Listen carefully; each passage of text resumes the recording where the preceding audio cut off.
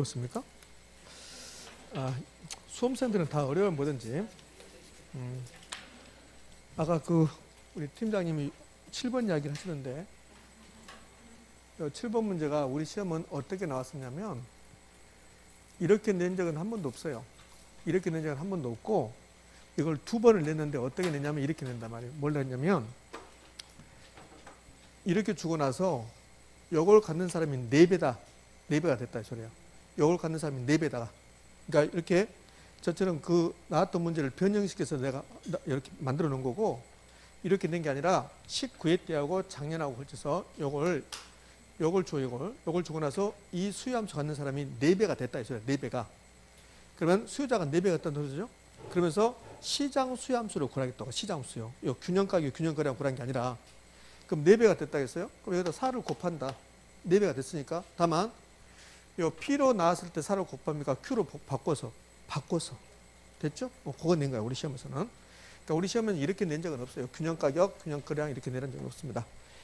그러니까 아까 우리 팀장이 말했던 것은 요 균형가격 구할 때 그런 요령이 되지만 그렇지 않고 4배가 됐다. 그러면 그 요령은 안 된다는 거야. 의미하셨죠?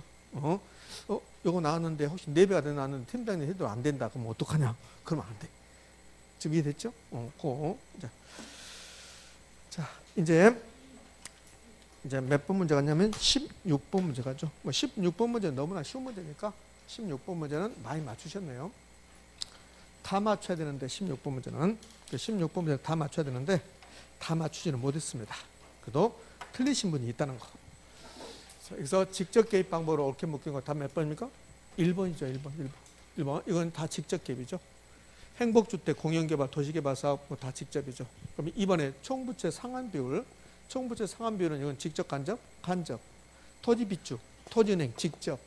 부동산 거래세 간접. 세금이니까. 개발부담금제 간접. 토지선매 직접. 부동산 가격공시제도 이거는 간접. 간접이죠. 간접 개입. 정보 제공이니까 간접 개입. 지역지구제는 직접도 아니고 간접도 아니고 이건 토지용 규제. 토지 이용 규제 수단이다. 토지용 규제. 임대료 보조는 직접 간접?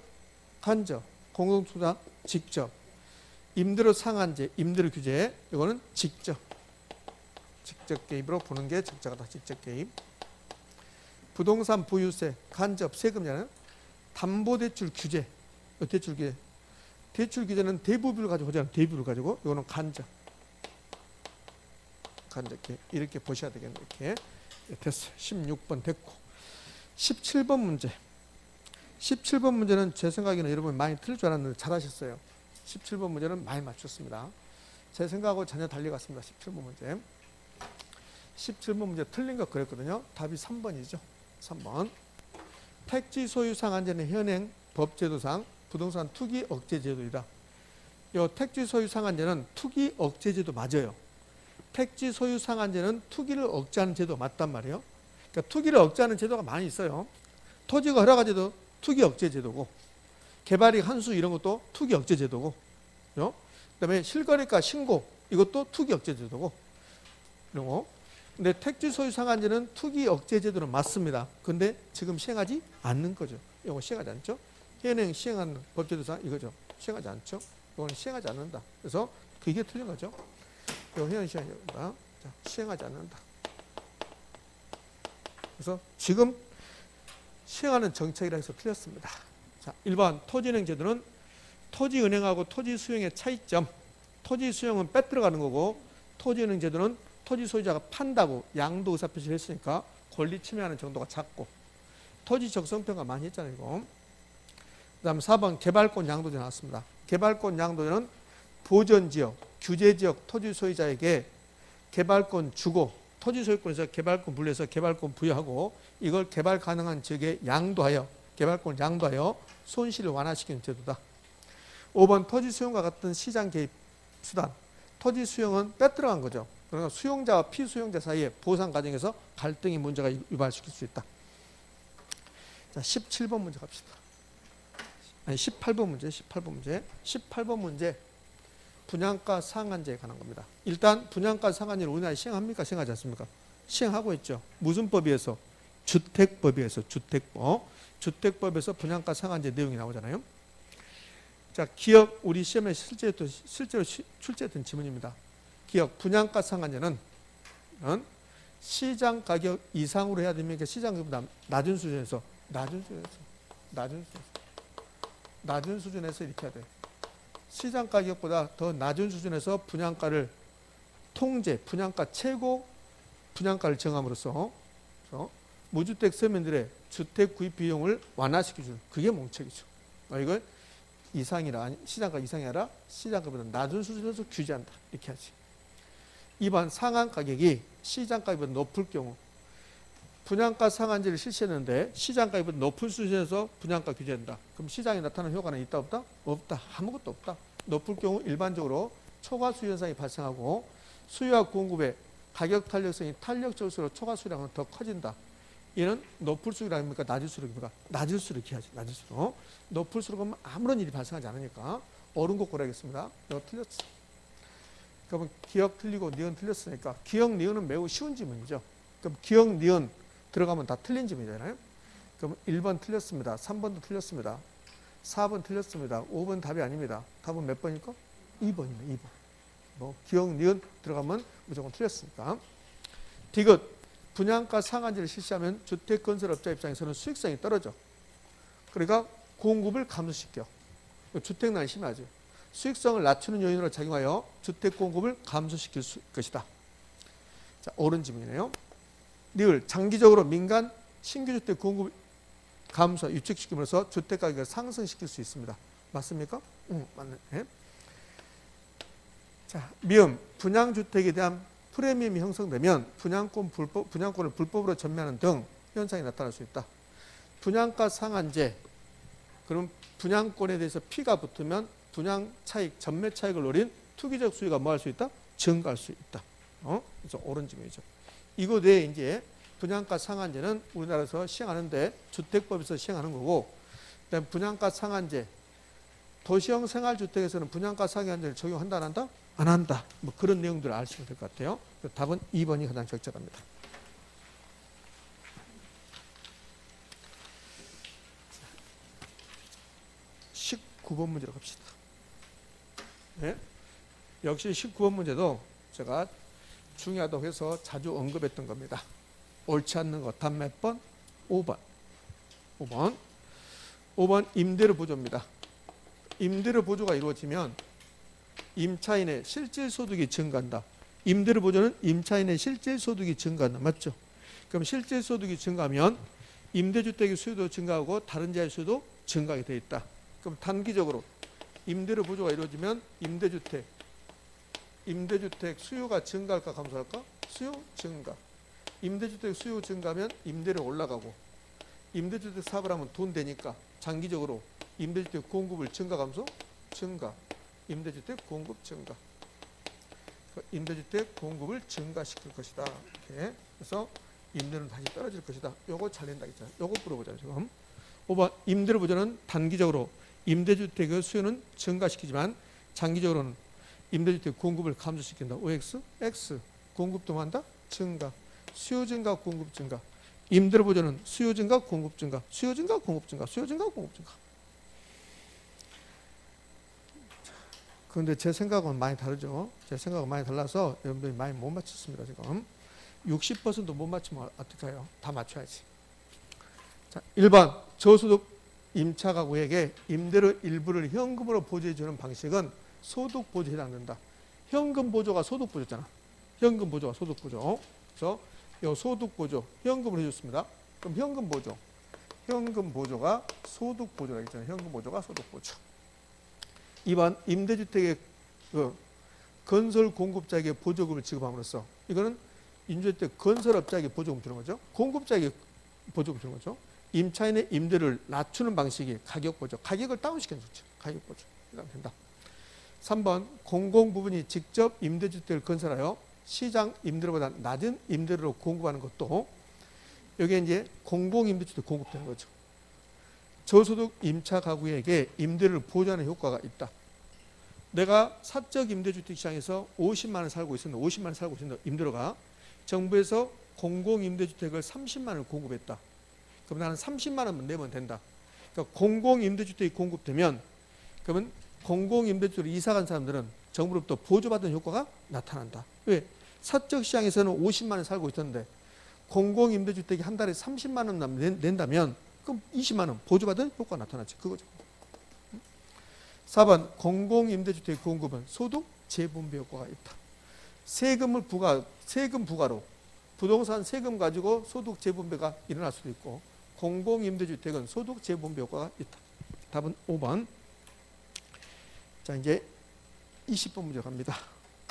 제가 되도록이면 여러분들 기분 좋게 하려고 노력을 무던히 했습니다. 쉽게. 그런데 제 생각하고 많이 달라지고 있다는 거 많이 맞추셨습니다. 20번에 투자론인데 20번부터 20번 틀린 거 그랬습니다. 틀린 거 타당하지 않는 거. 다음 몇 번입니까? 4번이죠. 투자 위험이 증가하면 여러분들 투자 위험이 높아지면 요구 수익은 높아지는 거죠.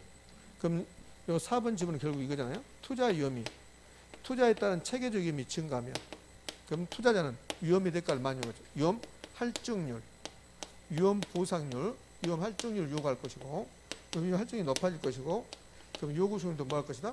높아질 것이다. 그럼 위험과 요구 수익은 비례다 반비례다? 비례다. 그러니까 부의 상관관계 아니라 정의 상관관계, 정의. 비례관계 있다 이 소리예요. 이렇게 하지. 그래서 4번이 답이고 1번 전액 자기 자본을 투자한다면 금융적을 완전히 제거할 수 있다. 맞잖아요. 2번 기대 수익률 하향 조정을 통해 투자 의사 결정을 보수적 함으로써 위험을 처리할 수 있다. 기하 요상에서 기하 나왔습니다. 3번 위험한 투자일수록 할인율을 높이는 방법으로 위험을 처리할 수 있다. 이게 요상이죠. 요상. 위험한 투자일수록 할인율. 이 할인율이 뭡니까? 요구 수익률. 높은 할인율. 요구 수익을 높인다. 요상. 요구 수익을 높인다. 요상이죠. 상향 조정한다. 그래서 결국은 위험 처리 방법에서 가장 중요한 것이 기하 요상이 요 2번하고 3번 질문입니다. 2번 기하, 3번은 요상. 5번 투자 위험도에 따라 추가적으로 요구되는 수익률을 위험의 대가라고 한다. 그러니까 5번 지문은 결국 요구 수익률의 구성을 물어보는 거야. 요구 수익률. 5번 지문은 요구 수익률 구성. 요구 수익률은 무위험률에다가 위험 할증률을 더한 거잖아요. 그럼 요구 수익률은 무위험률에다가 국공채 수익률 등 무위험률에다가 여기에 위험 할증률. 위험 할증률이 위험에 대한 대가. 이걸 다른 말로 위험 보상률, 리스크 프리미엄 그러거든. 이게 위험의 대가죠. 위험의 대가.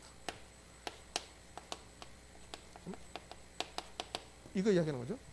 투자의 위험도에 따라 추가적으로 무위험률에다 추가적으로 요구하는 수익률은 위험의 대가, 리스크 프리미엄이라고 한다. 이게 위험 할증, 위험의 대가다. 저 오른쪽 문제. 그럼 위험 회피도가 강할수록, 위험 회피성이 강할수록 위험의 대가, 위험 프리미엄을 많이 요구한다, 조금 요구한다? 많이 요구한다. 되겠지. 자, 이제 21번 문제로 갑시다. 21번 문제. 옳지 않는 그렇습니다. 1번부터 해서 쭉 나는데 답은 몇 번 나왔습니까? 답은 4번이죠. 4번. 옳지 않는 거. 4번부터 두 개별 자산으로 구성된 포트폴리오에서 자산 간 상관계수가 양수인 경우에 음수인 경우보다 포트폴리오 절감 효과가 높다. OX, X. 상관계수가 작을수록, 상관계수가 마이너스 1에 가까울수록 분산도가 커지는 거죠. 그럼 어느 경우에 상관계수가 커질까? 분산도가 커질까? 상관계수가 양수일 때, 즉 플러스 값일 때 이때하고 상관계수가 플러스 값일 때하고 양수가 플러스 값이죠. 상관계수가 음수일 때, 마이너스 값일 때, 마이너스 값. 어느 경우가 분산도가 커져요? 마이너스 값일 때 분산도 커지죠. 이게 더 커지잖아요. 분산도가 크다. 분산투자 효과, 포트폴리오 효과. 분산투자 효과는 자산의 수를 증가시킬수록 커지고 수익률의 변동 방향이 동일 유사하지 않을수록 커지고 상관계수가 클수록 작을수록 커진다. 그럼 상관계수가 양수보다는 음수가 더 작잖아요. 그러니까 분산도가 커지는 거죠. 그러니까 반대로 써놨죠. 틀렸죠.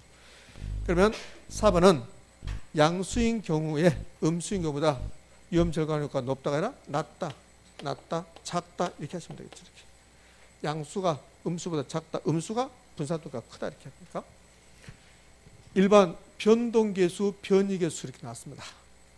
변동계수, 변이계수는 제가 수업 시간에 언급을 했지만 자세히 언급하지 않았죠. 자, 어쩌다 한 번씩 나오니까 그래요. 그러니까 변동계수, 변이계수. 일단 이 변동계수, 변이계수 수식을 한번 써볼게요. 변이계수. 변이계수라고도 하고 변동계수라고도 해요. 여러분들 이거 수업할 때 한 2번 정도 제가 진하게 했는데 거의 멍해하고 있었습니다. 뭐 하자는 거니? 그러면서. 분수식 나오면 여러분들 아주 힘들어요. 분수식 나오면. 아주 힘들어하시더라고요. 요 분수식이거든. 그럼 변이계수 수식은 이렇게 돼요. 변이계수 수식은 표준편차를 기대수식으로 나눈 겁니다. 이렇게 기대수식으로. 그러니까 표준편차가 위험입니까? 아닙니까? 위험이죠. 위험. 이게 변이계수입니다. 그럼 변이계수는 위험을 뜻합니까? 수익을 뜻합니까? 위험. 분수식은 요 위에 걸 뜻하니까. 그럼 이걸 이렇게 해요. 변이계수는 기대수익률 한 단위당 표준편차 위험의 비율입니다. 기대수익률 1단위당 한 단위당 1단위당 위험도 이걸 변이계수라고 그래요. 변이계수. 자, 그럼 이렇게 놓고 볼까요? 변이계수, 변동계수는 수익률을 올리기 위해서 감소하는 위험의 비율로 표준편차를 기대수익률 몰라 나눈 값이다. 표준편차를 기대수익률 나눈 값이다. 이해됐습니까? 이거 그래서 옳은 지문이에요. 2번 포트폴리오를 구성하면 비체계 위험을 피할 수 있다. OX 비체계 위험 일부를 감소시킬 수 있죠. 체계적 위험을 피할 수 있다. 그럼 틀리고. 3번 위험 회피형 투자자는 위험 부담에 대한 보상 심리로 위험 할증률을 요구 중일에 반영한다. 위험 회피적이다. 그럼 위험 회피적이면 내가 위험을 부담한다. 그러면 위험의 대가를 주세요. 그래서 위험 할증률을 높이겠죠. 위험 할증률. 자, 5번 투자의 기대 수익률이 요구수보다 높으면 그렇습니다. 자, 얘는 요 5번은 투자 균형이라고 배웠어. 투자 균형. 투자 균형은 기대 수익률과 요구 수익률이 같을 때 투자 균형이 이렇게 배웠거든요. 투자 균형. 기대 수익률과 요구 수익률이 같을 때 투자 균형이다 이렇게 배웠어요. 자, 저게 무슨 뜻인가 봅시다. 요게 기대 수익률을 배우고 요구 수익률을 배우고 나서 이 두 개를 가지고 투자 결정이라고 배웠어요. 투자 결정은 어느 경우 투자합니까? 기대 수익이 요구 수익이 크거나 또는 투자한다. 그러니까 투자 균형을 이렇게 했잖아요. 투자 균형은 요구 수익에다 맞춰라. 기대 수익이 낮으면 높아져야 되고 기대 수익이 높으면 낮아져야 되고 그거야. 그거 투자 균형이라고. 그럼 이 경우 볼까요? 자, 예, 기대 수익이라고 요구 수익 비교해서 기대 수익이 높아요. 그럼 기대 수익이 높으면 앞으로 이 분산은 기대 수익이 높아져요? 떨어져요? 떨어져야지. 요구 수익에 맞춰야 겠잖아요. 요구 수익에 10%고 기대되는 수익률은 15%다. 그럼 앞으로 이 분산의 기대 수익률은 떨어진다고. 그럼 떨어져서 어디에 맞춰요? 요구 수익률에. 요구 수익률에 수렴한다가 요구 수익률에 맞춰준다 그 소리야. 0에 수렴한다. 0으로 간다 이 소리라고. 그러면 5번은 기대 수익률이 요구 수익보다 높대요. 균형 아니죠. 균형으로 되려면 기대 수익이 낮아져야지. 그럼 왜 기대 수익이 낮아질까? 수요가 증가해요. 투자 수요가. 수요가 증가하면 이 분산의 가격은 높아져. 높아지면 비싸게 사는 거죠. 비싸게 사면 기대 수익률은요. 낮아지고 그래서 요구 수익이랑 같아진다. 이게 투자 균형이죠. 투자. 그러면 기대 수익률이 요구 수익보다 높으면 해당 투자 내 수요 증가로 가격은 높아질 것이고 그럼 기대 수익이 낮아져서 어디하고 같아진다? 요구 수익이랑 같아진다. 이게 요구 수익에 수렴한다. 이 뜻이에요. 자, 이제 21번이 됐어요. 21번을 통해서 우리는 반드시 기억해야 될 게 포트폴리오 분산 투자가 커지는 거, 위험 감소가 크는 경우는 상관계수 값이 클 때 작을 때, 음수일 때 양수일 때 음수일 때 이렇게 하지. 자, 22번 문제가 이런 문제 형태를 실제로 시험에 출제했어요. 그냥 보너스 준 것 같아. 계산 문제지만. 네. 다음 주는 앞으로 동형모의고사는 여부라고 저 2번 남았어. 2번 더. 그럼 이제 다음 주는 이보다 좀 더 어려운 거. 이거는 일시불이지만 다음에는 뭐 연금 이렇게 해볼게요. 자, 그럼 얘는 현재가 추가한 거죠. 현재가 추가하는데 연금입니까? 일시불입니까? 일시불이잖아. 일시불. 요거 타임 스케줄 그려볼게요. 요거 타임 스케줄 그려내면 이렇게 되는 거죠. 지금 어떻게 되냐면, 자, 3년 후에 5억이 있다. 근데 지금 얼마인가 이 소리야. 현재. 그럼 여기 현재가 추가하는 소리고, 현재가 추가하는데 연금이다 일시불이다. 일시불. 또 일시불이 현재가 추가하는 소리다. 이거는 5억 나누기 1 플러스 할인율 몇 퍼센트? 10%. 0.1 몇 승? 3승. 5억을 1.1로 3번 나눠버려라 그 소리야. 이걸 뭘 써? 이러면 당연히 풀어놨어야지. 이걸 또 쓰고 있으면 곤란해지지. 이 정도야. 이걸 얼마나 많이 했잖아요. 미래 5억이다. 지금도 만든다. 그러면 나눈다. 이렇게. 그냥 보너스 문제죠. 보너스 문제. 22번은 다 맞추세요. 보너스 문제요. 근데 50% 맞추면 어쩌자는 거예요. 이게 지금. 막 찍으셔. 그냥 일본에다 찍지 그랬어요. 일본에다 찍지. 다른 데 찍어가지고 틀려보면 어떡해. 요거는 계산 문제가 아니잖아요. 이것도 실제로 나왔다니까. 이렇게 최근에 이렇게 이 정도로. 자 23번으로 갑시다. 그러면 자, 계산 문제는 안 했으니까 23번 틀렸고 22번 틀렸고, 그럼 23번은 많이 했으니까 맞춰야지. 이제 좀 맞춰놓고 볼게요. 별 차이 없어. 22번 23번이랑 많이 맞추긴 하셨지만 다 맞춰야지. 이거는. 자, 틀린 거 그렇습니다. 23번에 틀린 거부터 3번부터 한번 볼까요? 세전현금으로는 순용업소득에서 영업경비를 차감한 금액입니까? 아니죠. 순용업소득은 뭘 차감한 겁니까? 부채 서비스예요. 부채 서비스. 틀리신 분은 잘 생각하셔야 돼. 내가 결혼을 계속 해야 될지 민법을 열심히 해야 될지. 영업경비를 차감한 게 아니죠. 부채 서비스에 차감해야지. 부채 서비스에. 이렇게. 그래서 3번이 틀렸잖아요.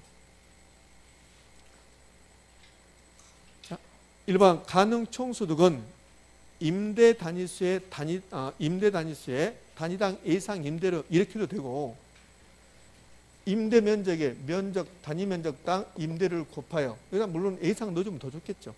예? 근데 가능 총소득은 임대 면적의 단위 면적당 임대료를 곱하여 산정한다. OX? O. 2번 가능 총소득에서 공실 및 횟수 불가능 임대료 수입을 차감하고 기타 소득을 가산하면 뭐가 된다? 유효 총소득이다. 4번 여기 있는 것들은 여기 재산세, 하자보험료, 광고 선전비는 이거는 영업경비입니까? 영업경비죠. 영업경비. 그럼 영업경비니까 얘들은 순용업 산정할 때 유효 총수에서 뭐야? 차감이었지. 차감. 5번 매각 시점에서 파는 시점에서 이거 매각현금이죠. 미상환 대출 잔액이 있다면 아직 못 갚은 대출 잔액이 있다면 세전 매각현금보다 총 매각 대금이 더 크다. OX? O. 매각 대금에서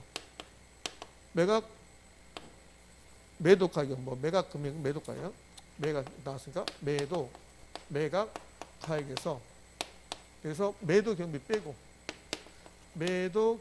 빼고 나면 그러면 순매도 가격이고, 이 순매도 가격에서 미상 잔금 빼버리면 세전이 되는 거고, 세전 매각 수지가 되는 거고. 예? 그 매각 시점에서 요게 있대. 요게 미상환 저당 잔금이 대출 잔금이 이렇게 있다는 거예요. 이렇게 있으면 요 세전 매각 그럼 뭐다? 총 매각 대금이 더 크겠죠. 예? 네, 24번으로 가죠.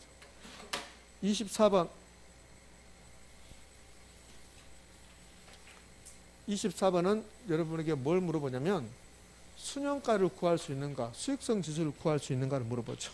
24번은 순영가, 수익성 지수를 구할 수 있는가? 글쎄 한번 생각을 해봐요. 여러분 제가 풀어볼 테니까 이게 과연 내가 틀려야 되겠는가? 그럼 이거 무조건 맞춰야 된다. 그럼 뭐 이런 분도 있어. 그거 나옵니까? 그 제가 무슨 응? 신의 아들도 아니고 그걸 어떻게 하냐고. 근데 나옵니까? 물어보는 순간 어떻게 하라는 소리냐 그러죠. 나올 수 있다 해야지 제가. 그럼 나옵니다 해버리면 이제 이것만 할 거니까. 그럼 또 다른 거 안 하고 오니까. 아, 이 정도는 방문 계산문 중에서 풀 수 있는 게 있다니까요. 요거는 꼭 이런 패턴은 나온다고. 여기 하나 빠졌네. D가 빠졌습니다. 이런 패턴이 나와요. 그럼 이거 맞출 수 있어야 된다고. 자, 봅시다. 여기 결국은 뭘 하겠는지 모르지만 여기 내용을 보면 순영가, 수익성 지수가 나오고 있다고. 그럼 순영가, 수익성 지수를 구하라는 소리야? 그럼 순영가는 현금 유입의 현가에서 현금 유출 현가를 빼는 거잖아요. 그럼 A만 봐볼까요? 요 A만, 사업 A만 제가 타임 스케줄 여기다 한번 그려볼게요. 이렇게. 금년의 현금 지출, 여기가 금년이야. 0, 여기가 금년. 현금 지출이 얼마야? 300만 원. 요 300만 원 나가는 거야. 근데 내년에 사업 기간은 1년이라고 했어. 그럼 요 0부터 저 1년, 요 1년 후에 1년 후에 얼마가 들어올 거예요? 630만 원이 들어올 걸로 예상된다고 이렇게. 그럼 요 300만 원을 뭐라고 하고? 현금 유출액이라고 하고, 유출액 나가는 돈. 현금 유출액, 현금 지출액이라고 하고, 요 돈은요. 603 현금 유입액이죠. 유입액. 현금 유입액이라고 하고. 그러면 순영가는 어떻게 구한가? 순영가는 현금 유입의 현가에서 현금 유출 현가를 빼면 되잖아.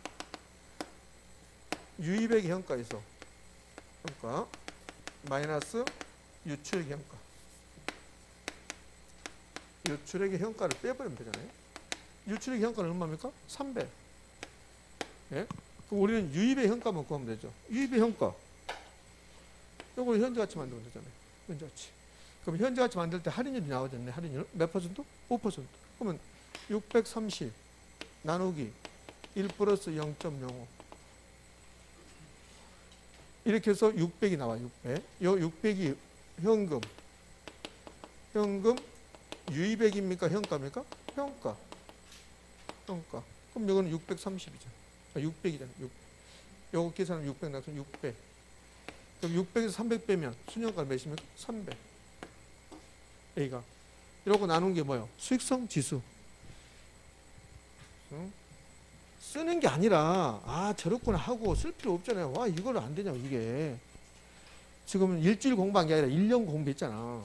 그럼 이거 약간 뻥튀기해서 1000번 했겠다. 1000번. 약간 뻥튀기해서 1000번. 그러면 수익성 지수는 600, 300 써놓고 나눈 게 뭐예요? 수익성 지수. 수익성 지수 몇일까? 2.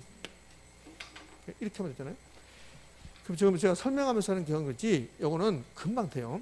자, 그럼 이렇게 되는 건데, 여기다 이제 바로 해볼게요. 여기다가 현금 유입의 현가. 그러면 현금 유입의 현가는 이렇게 나누면 돼. 1.0으로. 그럼 이거 600이야, 600. 자, 그럼 이제 순영가 구하고 쭉 나가겠죠? 이거 쓰신 분이 있으니까 이제 서비스 보이고. 그럼 이 B는 315 나누기 1.05. 그럼 300. 420 나누기 1.05. 그럼 400. 262만 5천 원인가요? 이렇게 했습니다. 이건 1.0으로 나누면 이거는 250. 시간이 천만의 말씀. 이건 시간 많이 안 걸려요. 금방 되는 거지. 자, 그러면 우리는 현금 유입의 현가를 구했습니다. 그럼 현금 유출 현가는 다 줬잖아요. 유출을. 그러다 이제 순영가를 쓸 수 있죠. 여기다 순영가 써봅시다. 순영가. 자, 순영가. 그럼 순영가는 600에서 300 빼면 돼. 300. 그럼 얼마일까? 300이네. 300에서 100 빼면 되죠. 100. 100. 그러면 얼마? 200. 여기서 또 100을 빼죠. 그러면 300. A하고 C가 순영가가 똑같네. A하고 C가 순영가가 똑같다는 거 나왔습니다. 자, 여기는 250에서 100을 빼죠. 그러면 150. 네? 수익성 지수. 수익성 지수는 나누는 거죠. 그러니까 수익성 지수는 뭐 계산할 것도 말 것도 없어요. 이거 나누는 거. 이제 굳이 따져보면 600 나누기 300. 그럼 몇인가요? 2. 얘는 300 나누기 100. 그럼 뭡니까? 3. 여기는 400 나누기 100. 그럼 몇일까? 4. 여기는 250 나누기 250 나누기 100. 그럼 얼마일까? 2.5. 자, 이거 한 거죠. 자, 그러면 이제 옳은 거 그랬습니다. 1번 A와 C의 수년가는 200이다. A와 C의 수년가는 200입니까? 300입니까? 300이죠. 그러니까 틀렸죠. 300이다. 3번 수년가 가장 큰 삽. 가장 큰 삽, 수년가가. 수년가 가장 큰 것은 B가 아니라 A하고 뭡니까? C. A하고 C라겠죠. A하고 C가 똑같으니까 A, C다 이렇게 하지. A하고 C다. 3번 C의 수익성 지수 C. C의 수익성 지수는 몇입니까? 4네 4. 4. 3.5가 아니라 4다. 예? 4번 수익성 지수가 큰 순서. 수익성 지수가 큰 순서는 나이라는 거야. 수익성 지수가 가장 큰 것은 뭘까? C. 그 다음에요? B. 그 다음에 D. A가 마지막. 그럼 답 몇 번인가? 4번. 옳은 거 고르겠으니까. 자.